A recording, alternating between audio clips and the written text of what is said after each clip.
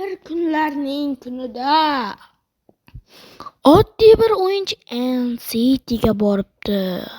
U yerda u qolib ketibdi. Oylar, yillar o'tar ekan, u ulg'ayibdi va o'zgaribdi. U yerdagi ovqatlarni yeb, ko'rinishi o'zgaribdi. Oddiy tilda gapira olmay qolibdi. O'tar ekan, u o'zgaribdi, ancha kuchliroq bo'libdi va dushmanlarini yo'q qilibdi. Kunlar o'tar ekan, yillar o'tar ekan, u kuchayibdi, mashq qilib ancha qudratliroq bo'libdi.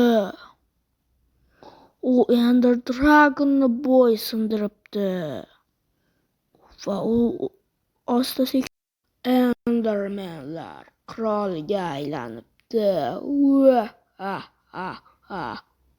Uning ismi esa Ender bola emish.